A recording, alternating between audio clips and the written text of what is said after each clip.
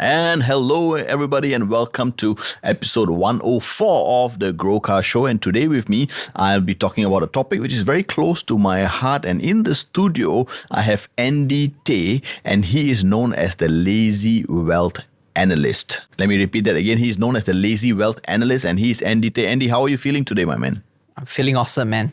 I'm feeling excited and looking forward to this podcast. Awesome. And good to have you here. And I'm going to dive straight into the questions, Andy. So, Andy, why did you decide to become an investment mentor? I think it all started, back in 2014 when I first started doing my first investments. But back then, I don't really know how to invest. I had a financial consultant helping me. And that is when I got into the topic of investment.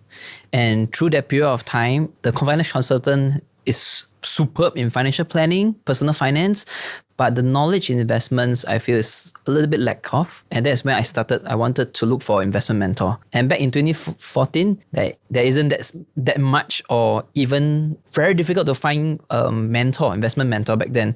Back then, there's no such thing as finfluencer. Yeah, so I think I had difficulty finding them, and that's when I started to decide now it's a good time, and I have some years of experience, and I want to share my experience and really value add to young investors and investors who are just starting out. How did your past success and failures shape the way you approach investing and mentoring today? I think one of the key important things are actually going through the process, really done the work, going through the process, understand how it feels like to invest, whether is it in a bull market or in a bear market, really going through personally. I like to be hands-on. I always believe that you can't give people what you don't know, and that's why the first-hand experience of going through the investment process on your own is important.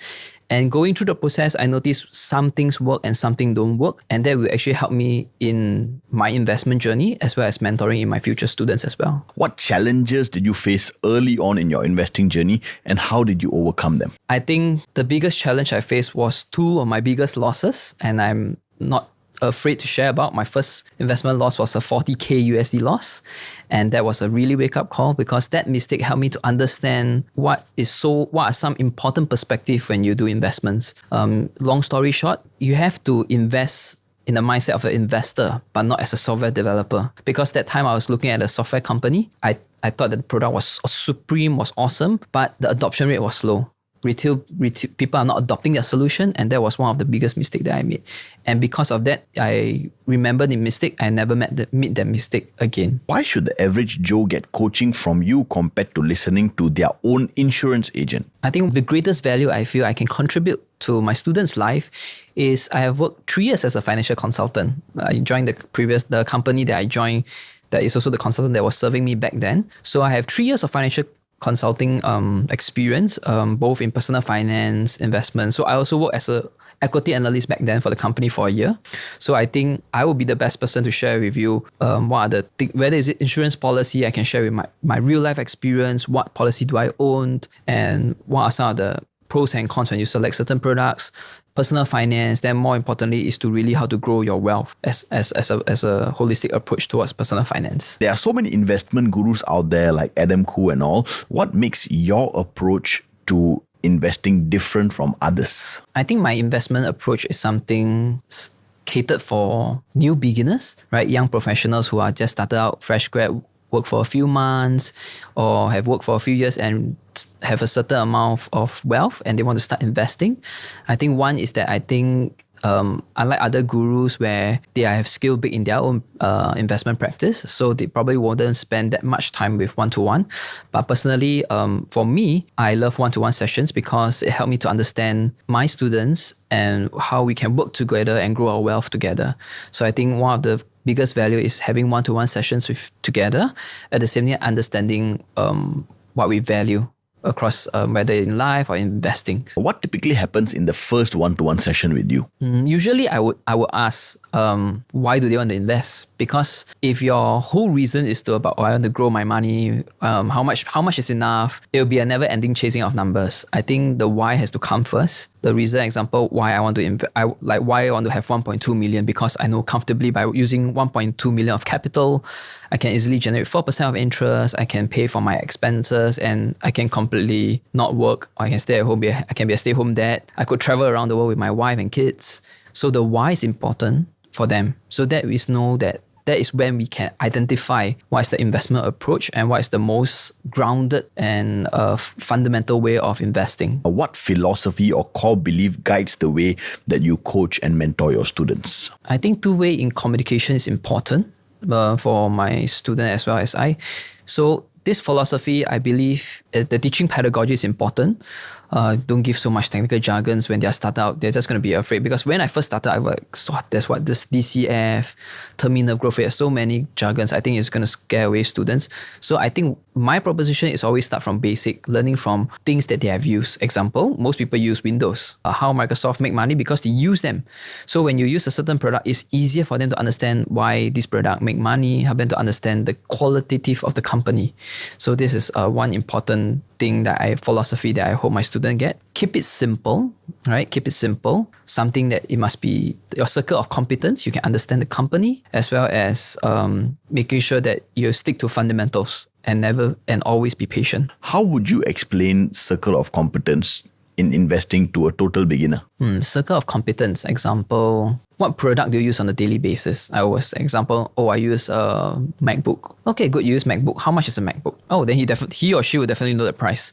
Then can you imagine Apple sells 1 million of them? Just by that, you can understand, that's revenue. That's how they make money. But do you know the cost price of every MacBook? You may not know.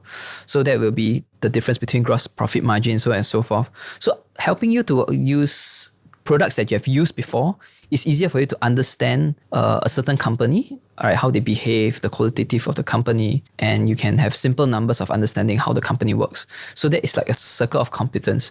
But when you come across a company that you don't understand, example, a company by the name of CrowdStrike, like I work in the domain of cybersecurity. So if my friend does not know what is CrowdStrike or cybersecurity concepts, they don't know what is networking, what is endpoint device, then they will struggle. They wouldn't know what does that mean. What impact do you hope to leave on your students and why? I think the greatest impact that I hope they gain the confidence and they are able to invest independently. Not just for them. If they have kids, they can invest for their children as well. So they can build a legacy, not just for their own, but also for their kids. And that's one important impact. And I hope that I have this very cliche of definition of success that, how many people is better off because of I live or value that I contribute into life. So to me, that is my definition. How does your mentoring approach empower students beyond just numbers and portfolio performance? I think one important factor, I always believe in to a degree of a holistic approach, not just portfolio. Yes, I do mentor my students on investments, performance, growth, so on and so forth. But more importantly, the emotional stability. A lot of people talk about risk management, but very little people talk about emotional management. I think that is one factor that helps us to understand how they can grow their portfolio in a stable and sustainable manner, right? So, and I think beyond that, I will be happy to also interact with their family members and see how growing this portfolio can improve their lives, right? Just having another, maybe a few thousands, I think that would be great. How does someone know whether they are ready to get coached by you or not? One important factor for them is they have to be teachable. When I say teachable, is that they are ready to learn. At the same time, they must accept that I may not know all the answers because I am still learning. I think there are some important values and alignment. Example, in Mandarin, we have this thing called, in teaching or education, right? In this philosophy we call 教学. It's called basically, in Mandarin, it's called 边教边学. While we are teaching, we are also learning at the same time. So I believe in this philosophy, not just, even though I have a number of experience in investing, but there will always be opportunity for me to learn from my student. So my student must be ready to accept that I may not have all the answers, but I can guide them to quite a significant of success in having their portfolio being built up. But they must have a learning mindset. At the same time, have an open discussion and be very candid with me. I think that is one important thing to know that whether they are ready to get coached. What signs show someone is ready to take your mentorship seriously and commit to investing long term? I would say they are excited, passionate. What is the first step they need to do? And they will keep asking me questions. How to get started? What things need to be sorted out? Example, they need to sort out their personal finance, knowing why they are investing. Go through a certain framework that I'll share with them that will be ready to start coaching. Andy, how do you respond when someone says that they're too late or too old to start investing? Oh, it's never too late. My dad is 75 and I'm helping him to invest his money.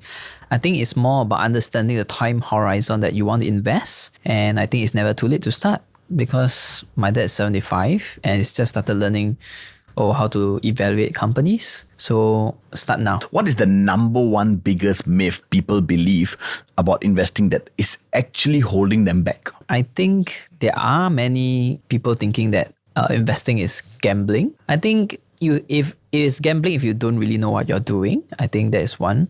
And the other main reason is because some of them do not educate themselves enough. Therefore, they have this myth that, it's a gambling game. I don't understand the company, so on and so forth.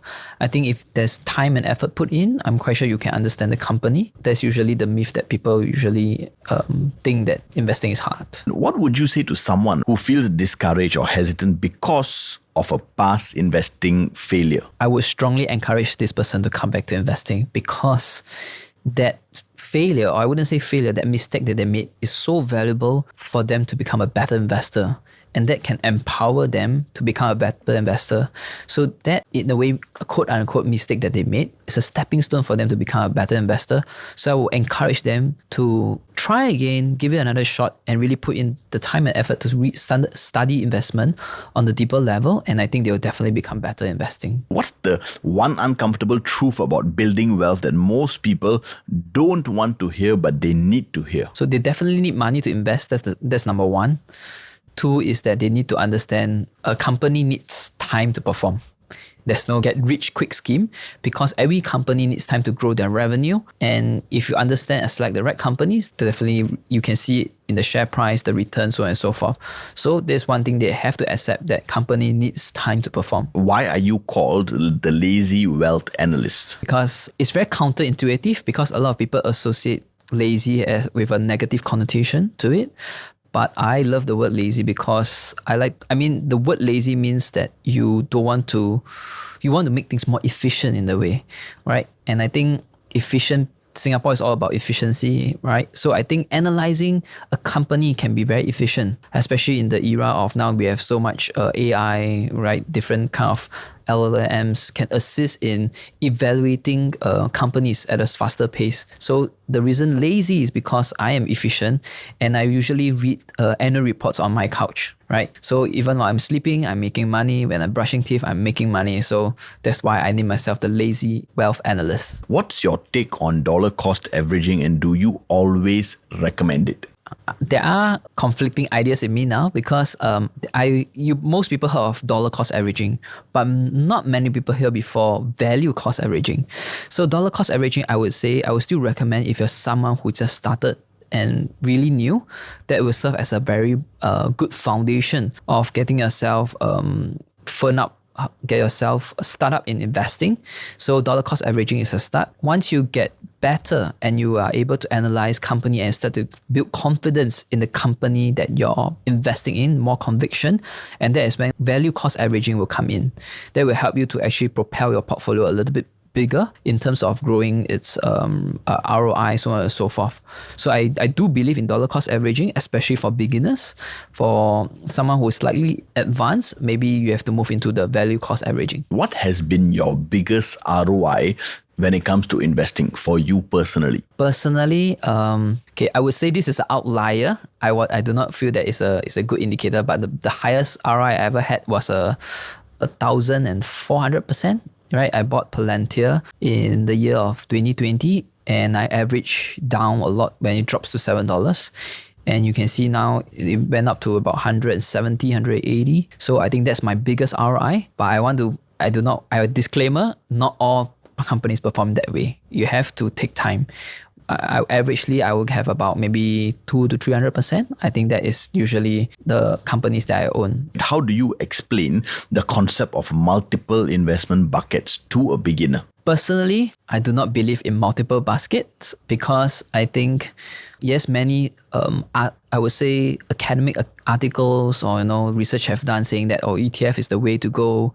I think it really boils down to your investment style, right? I think you should know what you're doing. Charlie Munger only invests in 2 to 3 companies, right?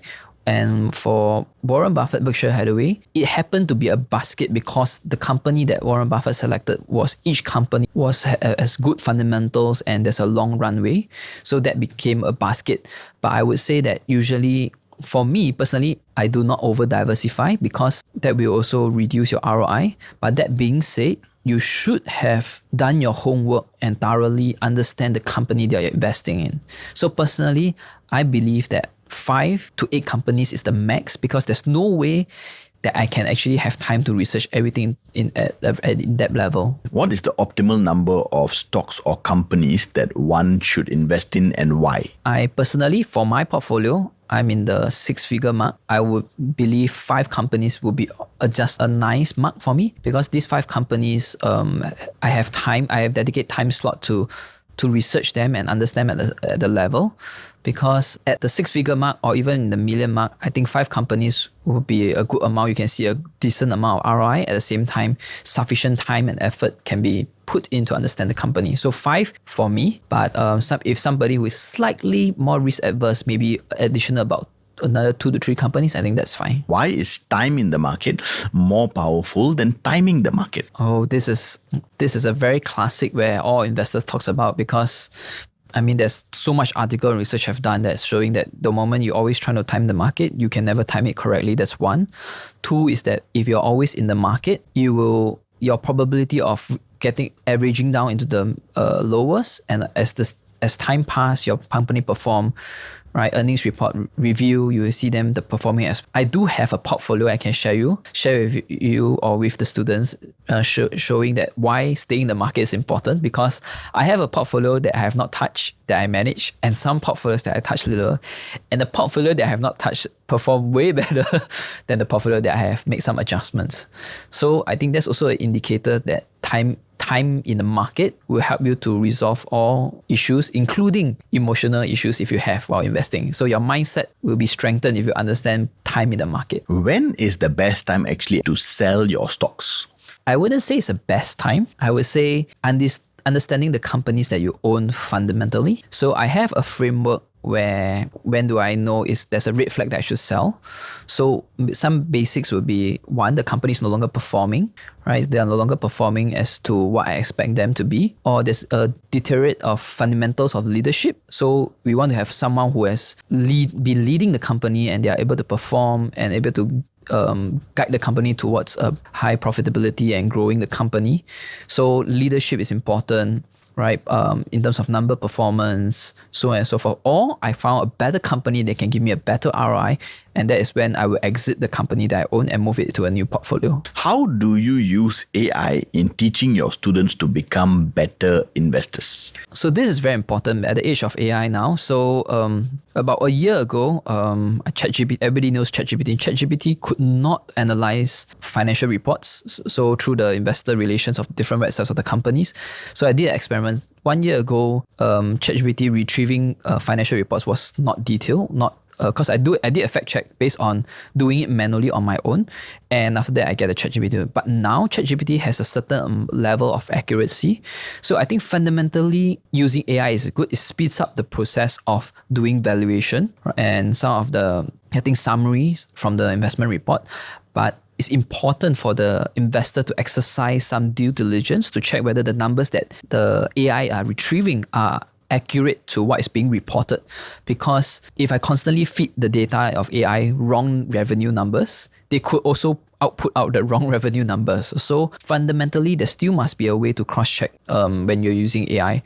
But definitely, I will encourage the adoption of using AI. It speeds up the evaluation process so much more now these days.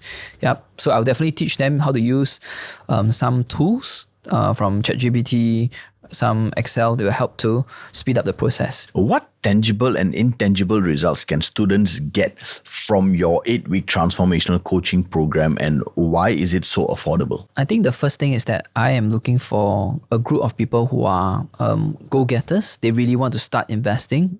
So in the 8-week session, they will first understand some level of personal finance, right? This is from my prior experience as a financial consultant. So this will help them to lay the foundation of money management. And from there, they will start to understand, I will share with them how to look for companies open their brokerage account, invest in their first stock. So through this process, the most tangible part is that they will see themselves understanding their money flow better as personal finance, and how to set up a goal for themselves, a financial goal, to really grow their wealth, manage their personal finance, as well as seeing them investing their first company after 8 weeks. Perfect. And any last words of advice, Andy, for anybody who is listening or anybody looking to start investing? Any last words? I would say if you are looking for a mentor or a coach to learn how to invest, look me up. I'll be there for you. Yeah. Very nice. Nicely said, Andy. And that was Andy Tay, the Lazy Wealth Analyst, at episode 104 of the GrowCast Show. And we will be back real soon with episode 105 and leaning towards episode 200 real soon. So I'm going to make sure episode 200 comes much faster than the first 100 episodes. So see you all real soon. Thank you, Andy, for being here. Appreciate your time. Thank you.